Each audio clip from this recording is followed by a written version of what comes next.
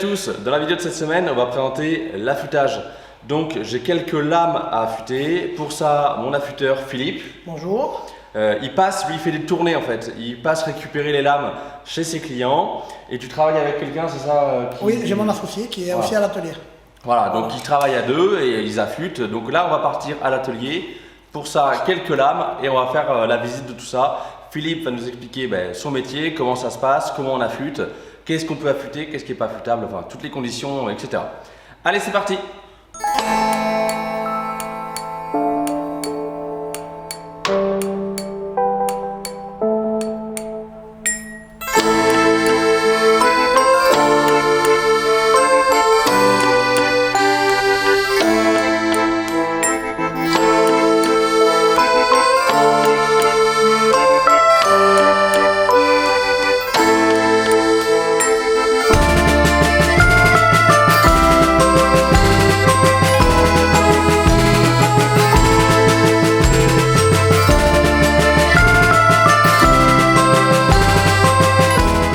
Voilà, une grosse lame, 900 mm de diamètre. Alors vas-y Philippe, explique-nous ce qu'on fait là, c'est la première étape, c'est ça, oui, de l'opération. Voilà, donc là maintenant on va commencer à nettoyer les circulaires, on les met en place, il ne faut pas qu'elles se touchent. Et on va faire un nettoyage à l'ultrason. Donc à l'ultrason comme ça c'est plus précis, c'est plus propre et ça va durer un petit moment, c'est obligé. On les met dans un verre, après on ferme le couvercle pour garder la température. Parce que ça tourne avec une température de 50-60 degrés. D'accord, et c'est un bain de quoi? C'est un produit indégraissant, exprès. D'accord. Et après, on envoie les ultrasons. C'est des petites billes qui viennent taper contre la ferraille pour nettoyer.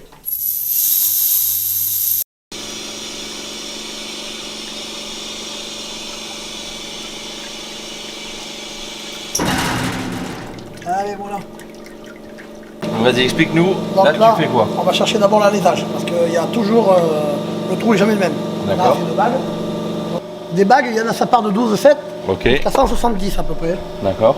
Et il y en a d'autres et j'ai pas tout encore en bague. Okay, chaque lame, des fois, chaque machine est différent au niveau de l'alésage. Suivant les machines, suivant les marques, suivant plein de choses. Ok.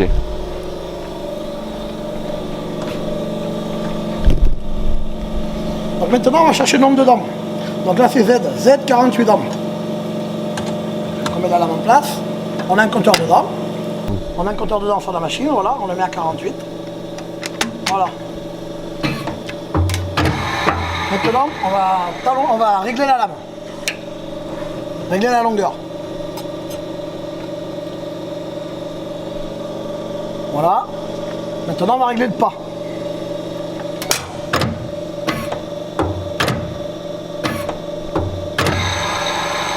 Cette lame-là, je vois qu'à l'œil, elle a un angle négatif. Donc je vais d'abord chercher mon angle. Donc l'angle négatif, c'est que la dent par rapport à l'axe de la meule, il est vers l'arrière. Enfin, oui, le haut est plus en arrière que le bas, voilà, de la dent. Donc le haut de la dent par rapport à l'axe est plus en arrière, voilà, que le bas de la dent. Oui, c'est surtout des lames pour couper le mélaminé, pour faire des coupes propres. En fait. D'accord. Généralement le négatif c'est moins 5. Ok. C'est rare qu'on ait autre chose. Et ça, c'est indiqué normalement sur la lame? C'est souvent indiqué sur la lame, mais quand c'est pas indiqué, on cherche quoi, on cherche l'angle en vrai. Ok. Chaque lame est différente. Des fois, on peut avoir du moins 3, du moins 2, du 0, ça arrive. Donc là, je vais talonner maintenant. Ça veut dire que j'approche ma meule à la dent. Voilà, on l'entend. Arrêter ma meule à l'endroit voulu. Voilà, là on n'entend plus rien.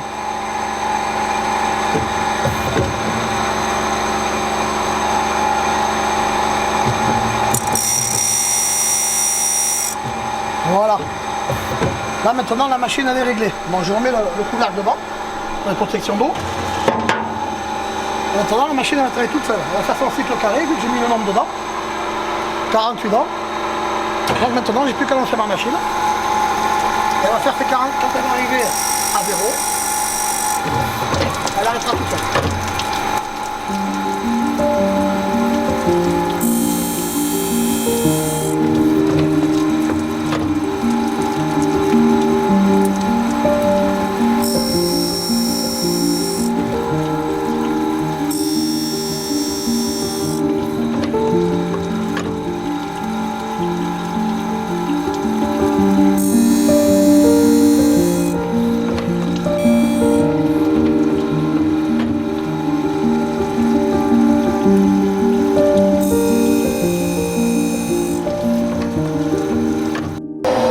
là, notre lame, la première qu'on est en train d'affûter, la machine est en train de s'en occuper.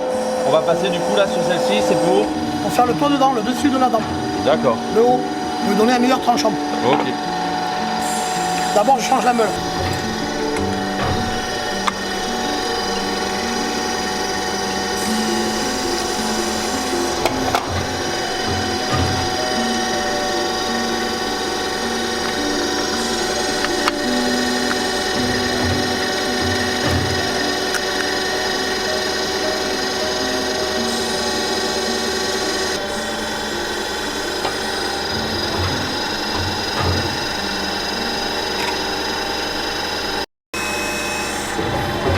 Là, je règle mon pas d'abord. Comme tout à l'heure, pareil.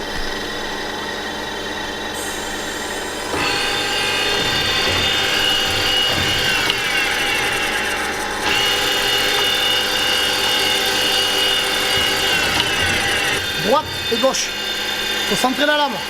Parce qu'on ne peut pas enlever 1 mm d'un côté et enlever 2 mm de l'autre. Il faut enlever pile poil 1 mm de chaque côté.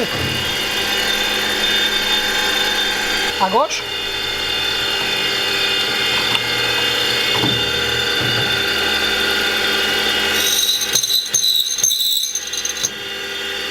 Là, je suis bon. Donc maintenant, je vais lancer le cycle carré, comme l'autre, pareil. Et elle va travailler toute seule.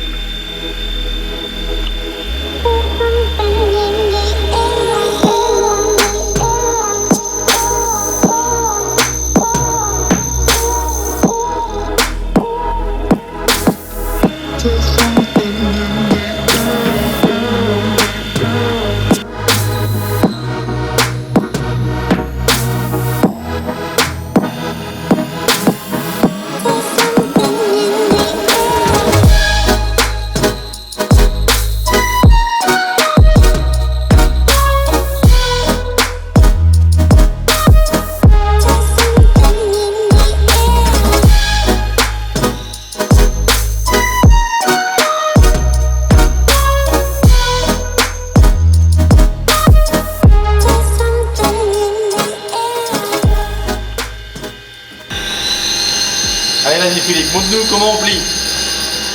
Le ruban, il faut le laisser tomber comme ça, gentiment. Et après, tu croises.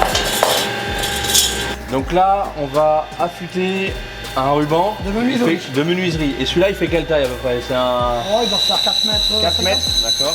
Bon, je recule ma meule, toujours. Et je la mets en route.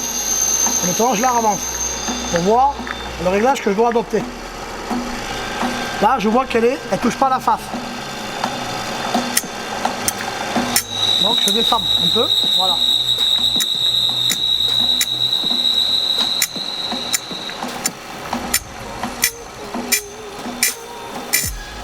Elle touche le fond dedans, mais en remontant, elle ne touche pas. Donc, je vais régler la remontée maintenant. Là, on entend bien la différence. Là, la machine, elle affûte partout le ruban. Ok. Donc le but, ouais, c'est qu'elle rentre bien dans le fond de la lame. Oui, surtout parce que sinon le ruban va criquer et casser.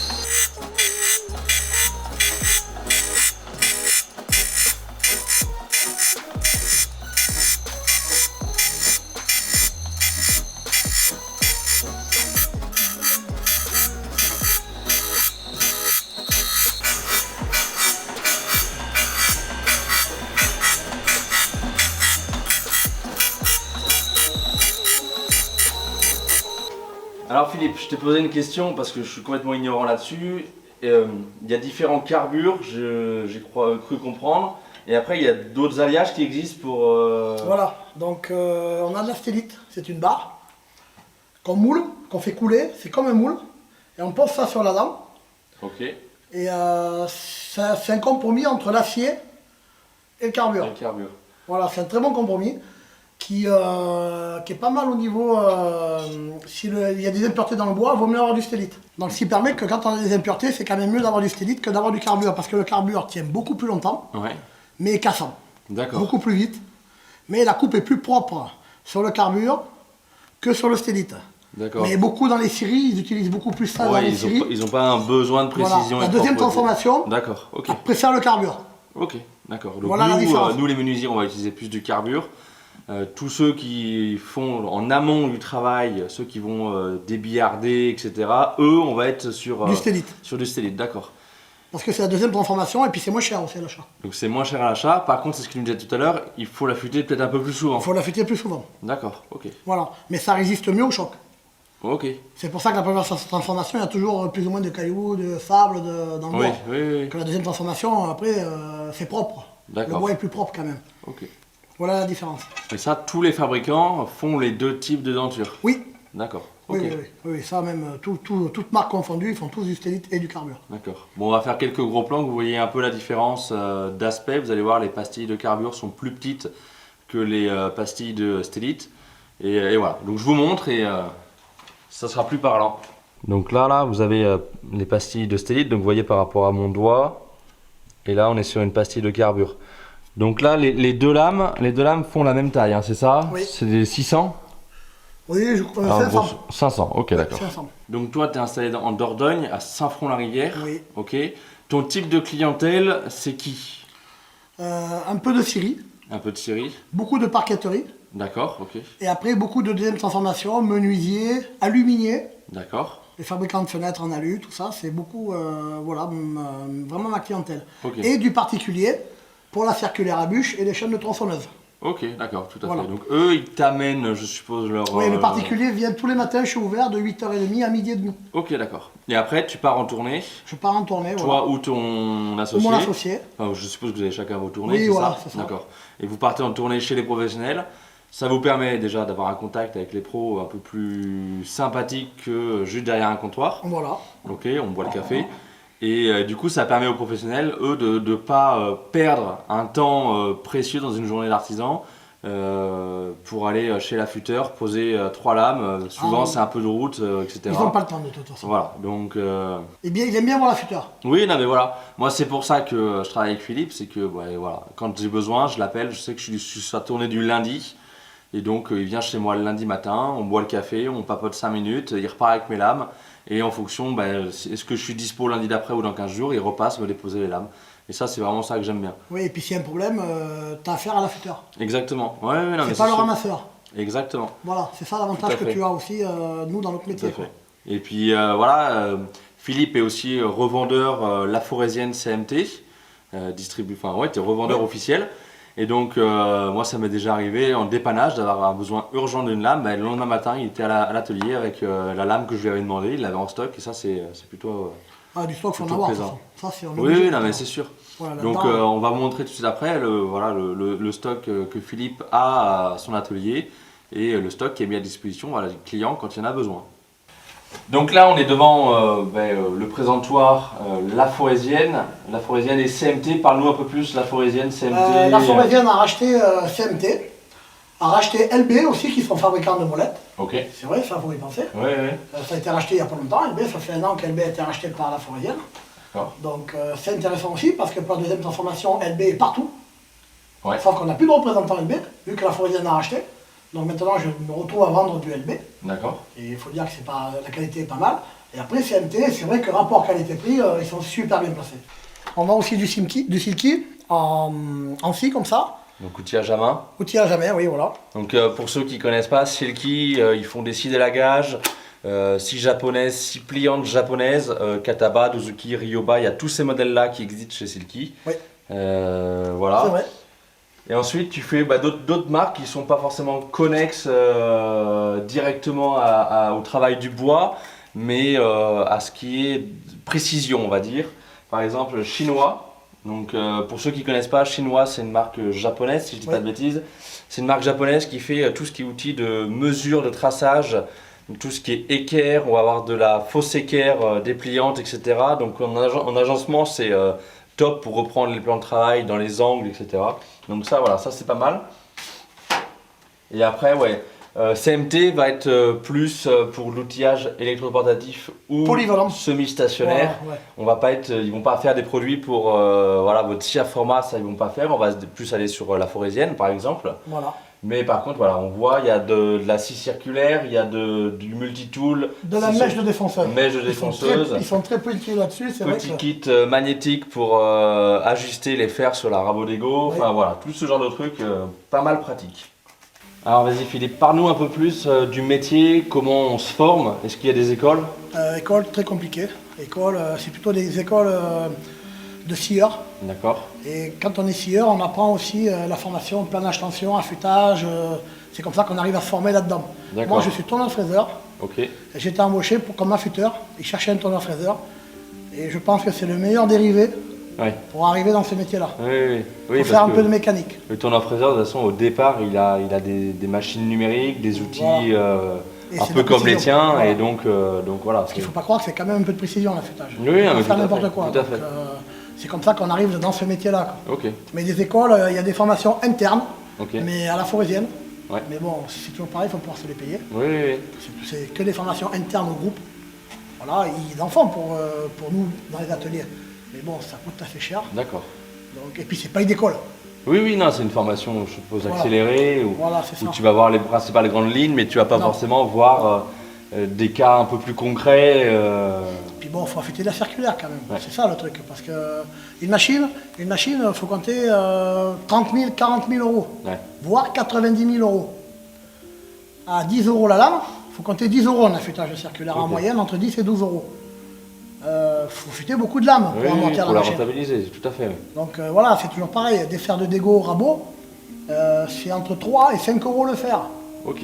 C'est pas des grosses sommes en vrai. Non, non, c'est sûr. plein de petites Mais sommes. faut avoir un carnet client qui soit suffisamment rempli pour avoir du roulement tout au long de l'année et qu'en fait, il n'y ait pas des machines à l'arrêt. Voilà, c'est ça Voilà. le Faut truc. que Sinon, les machines elles coûtent, il faut qu'elles tournent. Ça sert à rien. C'est comme nous, hein. Ça sert à rien d'acheter une machine pour s'en servir 3 fois l'année. Il vaut mieux aller, je sais rien, j'ai une connerie, mais aller louer chez le loueur d'à côté une machine pour faire 3 fois un truc dans l'année. ou sous-traiter. Ou sous-traiter éventuellement. Si tout à t'as fait. pas ce qu'il faut sous-traiter. Voilà. Mais ça te coûte plus cher. Donc, Oui, mais des bon. fois, mais bon, si c'est que pour dépanner, ça suffit. Voilà, tout à fait.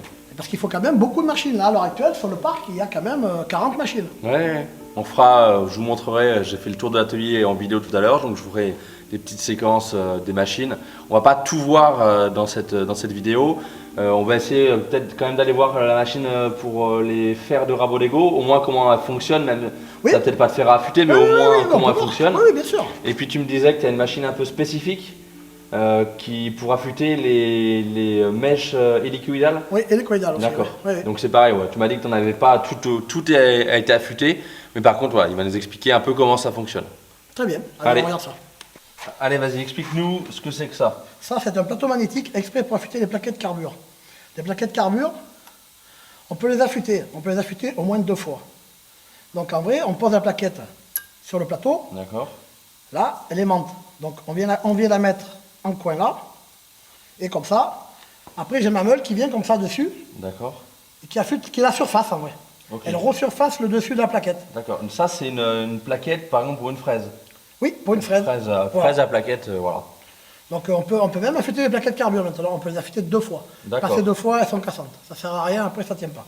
Ouais, mais c'est bon à savoir parce que bon, c'est vrai que c'est un coût quand même, une plaquette de carbure. Ah, C'est vrai que si on peut voilà. l'affûter, c'est pas mal. Ok. On peut en avoir à 2 euros comme en avoir à 30 euros des plaquettes. Oui, oui, oui. Suivant les profils qu'elles ont en vrai. Parce qu'il y a des plaquettes profilées. Oui. Donc automatiquement, les plaquettes profilées, on va les payer beaucoup plus cher.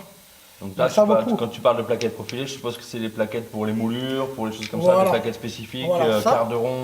Voilà, ça, faut l'affûter. Ça, on peut l'affûter. Ça, on le fait. Hein. D'accord. Ça, on le fait beaucoup, ça. Donc c'est bon à savoir parce qu'on a l'impression que c'est du consommable et du jetable. Alors oui, c'est du jetable à long terme, mais c'est vrai que si on peut les affûter 2 fois, ça permet un peu de réduire le coût d'amortissement d'une plaquette. Voilà, c'est Ok. surtout ça. Voilà. On divise quasiment par 2 le coût. Ouais, tout à fait. Ouais. C'est intéressant. C'est intéressant, surtout quand on voit le prix que ça coûte. Voilà. Après, là, c'est pareil. Alors Là, attendez, on va tourner. Voilà, là on va parler. Des fers de dégo et de rabot. Donc en vrai, j'ai des échelles. Donc je les monte par 2, par 3, par 4. Parce que les fers, il faut toujours les affûter tous en même temps. Pour qu'ils restent à la même hauteur, pour qu'ils soient équilibrés. Ok, et ça s'affûte. Il y a un angle d'affûtage. Il y a des angles d'affûtage, oui. Et je suppose que ça prend en compte l'angle d'affûtage. L'écart qu'il y a entre chaque plateau prend en compte l'angle d'affûtage Oui. qu'il faut conserver, d'accord. C'est pour ça qu'ils sont pivotants en vrai. Ok. On les dessert de là et on peut les faire pivoter. Donc sur un excentrique, c'est ça? Voilà, c'est ils sont montés sur un excentrique. Ok. Attends, en vrai, voilà, on met le premier comme ça. D'accord. Et après, on va mettre le deuxième sur l'autre échelle derrière. Comme ça, ils s'affûtent toujours à la même hauteur. Alors, même s'ils ne sont pas à la même hauteur, automatiquement, on les remettra à la même hauteur. Voilà, je ne sais pas si vous voyez à la caméra, mais ici, celui-là est plus court, enfin, est moins haut que celui-ci. Donc, c'est-à-dire qu'on va régler, par exemple, je suppose, l'affûtage sur celui qui est le plus bas. Oui. Et ça va descendre automatiquement celui-là en premier, et ensuite, ça finira par atteindre celui-là. Et grâce à l'excentrique qui est là et les paliers, on va dire les paliers, Oui. on obtiendra du coup deux fers de même hauteur pour le réglage. Ce sera plus simple sur la Rabo Dego. Et en même temps, la machine, ça l'équilibre, quoi. Parce que un Dego, quand il y a 4 fers sur la machine, Ouais. s'ils ne sont pas tous à la même hauteur, elle vibre. Oui, C'est obligé. oui, tout à fait. Oui, oui, Donc, une il faut question de poids. absolument Une question de l'équilibrer, poids. tes Ouais. fers. Ça, c'est une question de poids. Voilà, donc là il y a ta meule qui passe, on la voit, elle tourne. C'est la partie blanche la meule. Et voilà, elle va faire des allers-retours. Donc c'est toujours pareil, c'est avec pareil. un liquide de refroidi. Oui, oui, voilà. Bon, Voilà. je ne le mets pas en route parce Non, que... non.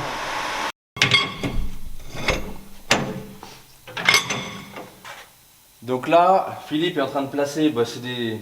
C'est des fers de broyeur. D'accord, ça ressemble à, on va faire un zoom après, ça ressemble à un fer de Rabo Dego, mais en beaucoup plus épais. Voilà. Donc, la Rabo Dego, on les pose les uns sur les autres. Ouais, Les fers de broyeur, on les met à la suite. d'accord, ok. Pour garder toujours pareil la même hauteur. Ouais, Comme ça, on est sûr d'avoir la même hauteur et on enlèvera toujours la même chose sur ouais. tout le fer. Tu peux pas affûter un fer puis l'autre. ça, Non, c'est on peut possible. pas. D'accord. Sinon, il va déséquilibrer, c'est pareil. C'est un tambour, carrément, un broyeur, c'est un gros tambour qui Ouais. tourne. Donc, il faut que absolument tes fers soient équilibrés sur tout le tambour. Ok. C'est monté par 6. Donc, s'il suffit qu'il y en ait un qui soit plus lourd ou moins lourd, Ouais. automatiquement, ça crée un déséquilibre. déséquilibre, tac, tac, tac, tac. C'est Ouais. comme un disque d'embrayage. Oui, tout à fait. C'est Voilà. comme vos pneus de bagnole quand Voilà, c'est vous pareil. les équilibrez parce que bon, la masse d'une jante n'est pas toujours la même, la masse du pneu n'est pas toujours la même et homogénéiquement répartie autour de la roue. Et donc il faut équilibrer la roue en fonction de son pneu, de sa jante, etc. pour pas que ça fasse des secousses. Après, le système d'affûtage, c'est exactement le même que ça là-bas, en plus D'accord. gros. Ouais, La tout à meule- fait. la meule se meule déplace, avance, pareil. ok. Voilà. Donc là tu choisis. Le cône qui va avec la mèche. Donc pour ceux qui connaissent un peu la CNC, c'est un peu le même principe en fait. On fait pas comme sur les défonceuses du 8, du 12 ou du 6 ou du 6, 6,5, etc. comme en pas anglo-saxon. Mais on a toujours le même diamètre de la fraise et en fait c'est le cône qu'on va changer en fonction de la dimension de la fraise. Donc voilà, on vient de monter une fraise hélicoïdale. Donc ça, comme je vous disais, c'est la machine qui permet d'affûter tout ce qui est fraise hélicoïdale. Voilà. Donc ça peut être des fraises de découpe. Oui, des fraises de finition. Voilà. Pour tout ce qui est, même pour faire du gravage. Hein. Oui, oui, tout ce qui est gravage, même des fois, même sur ma défonceuse en queue de 8, j'en monte. Ça, c'est des mèches qui coupent très propre, qui coupent rapidement, sans trop d'effort. Ça ne fait pas forcer la machine. C'est pas comme une fraise droite où voilà, c'est un peu plus. Même pour les fraiseuses. Pour Ouais. les fraiseuses pour la ferraille, c'est pareil. Tout à fait, C'est ouais. le même système. Hein. Tout à fait. Et on reparlera dans une prochaine vidéo des fraises hélicoïdales parce qu'il en existe plein de sortes. On essaiera de se rapprocher de quelqu'un qui a une CNC pour tout ce qui est down cut, up cut, etc. Voilà, tout ce qui existe Oui. autour de ça. Voilà, c'est important, mais ça, Ça, c'est intéressant. ça, tu fais partie de toi, c'est ton boulot, c'est de les affûter et qu'elle conserve ses facultés de down cut et d'up cut. Oui, parce que là, en fraise hélicoïdale, en France, on doit être 4 sociétés. Voilà, À le donc faire. n'hésitez pas, en Dordogne, on a un mec qui le fait et ça c'est top. Donc voilà, le système en vrai, c'est monté sur galet, tout simplement. Là, il y a un plateau diviseur, suivant les listes qu'on veut. Donc ça se règle. Et après, une fois qu'on a réglé notre hélice, Z2, l'hélice se règle après avec un comparateur qu'on fait suivre tout le long, quand on pousse. Et ça, c'est monté sur galet, pour pas avoir de jeu. C'est pas sur le roulement, c'est des galets. D'accord. Et au fur et à mesure qu'on pousse, vous voyez, la mèche, elle tourne. Toute seule. Oui, oui. Donc Voilà. en fait, elle suit son hélicoïde. Voilà, elle suit les coïdes. Voilà. Voilà, c'est ça. Sur la meule, face à la meule. C'est l'appareil qui fait tout en vrai. D'accord. Ça, c'est un très très bon geste. Ça s'appelle un GVR. Alors, est-ce que un affûteur, il y a une des qualités comme ça qui te vient à l'esprit pour un affûteur, un bon affûteur? Il faut être très calme. Ouais, Parce que le problème, c'est que tout ce qu'on touche est coupant. oui, c'est vrai. Donc, faut pas être nerveux. Sinon, tu vas te couper tous les jours. Quoi. Oui, oui, Et quand ça tombe, il faut pas oublier une chose, c'est de laisser tomber. oui. Pas mettre le pied. Il faut jamais essayer de rattraper ce qui tombe chez un affûteur. Ouais. C'est la première chose qu'il faut apprendre. D'accord. Merci Philippe de ton accueil. De rien. Et puis voilà, un bon affûteur. Donc n'hésitez pas si vous êtes Dordogne. Tu vas bosser jusqu'où? Je descends jusqu'à Belvès, Villefranche. D'accord. Je monte jusqu'à Limoges. Ouais, quand même. Je descends jusqu'à Ribérac. Je vais même dans le 16, à Paluot. Ribérac, Mucidam, Saint-Astier. Et après, là, on est en train de voir pour faire une autre tournée sur Bergerac. D'accord, ok. Donc pour ceux qui ne connaissent pas, je vous montrerai une carte de la Dordogne. En fait, voilà, tu fais toute la Dordogne quasiment. Voilà. Et tu montes un peu en Haute-Vienne, donc Limoges. Un petit peu et un petit peu sur le Un petit 16. peu le 16, ok. Mais très peu, hein. Ça, il y a assez à faire en Dordogne. Oui, oui, oui. Voilà, je ne fais pas tout le monde et si tu fais du bon boulot, tu peux rester en Dordogne. Ok, bon, bah, extra. Bah, je te remercie. Voilà. À la prochaine. Allez, Merci. salut, passe un bon week-end. Merci. Ciao.